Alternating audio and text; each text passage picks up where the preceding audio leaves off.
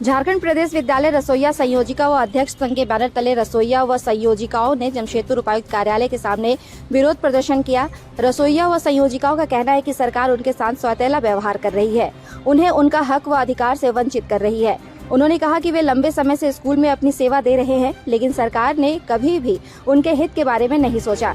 इसलिए अब मजबूरन रसोइया व संयोजिकाओं को अपना हक मांगने के लिए विरोध प्रदर्शन करना पड़ रहा है। उन्होंने कहा कि पारा शिक्षकों की तरह उन्हें भी अस्थायी किया जाए और आंगनबाड़ी सेविकाओं के तर्ज पर उनकी मानदेय को बढ़ाई जाए।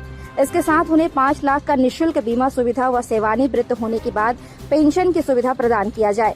उनका यह भी कहना है कि यदि सरकार उनकी मांगों को पूरा नहीं करती है तो रसोइया व संयोजिका उग्र आंदोलन को बाध्य हो जाएंगे।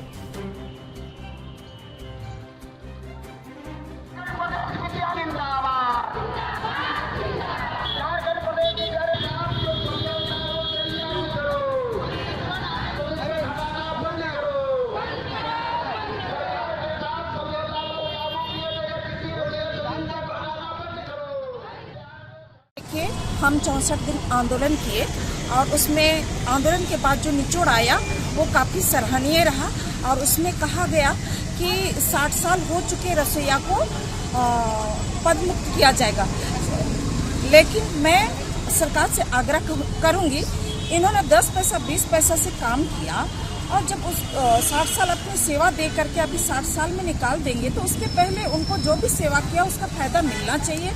और जब अभी चिट्ठी निकली ही नहीं और लोकल टीचर या बीओ के माध्यम से 60 साल हो चुके रसोइयाओं को निकाल बाहर करने की प्रक्रिया जो चल रही है, सुगबुगाहट जो हो रही है वो हमेशा बंद हो।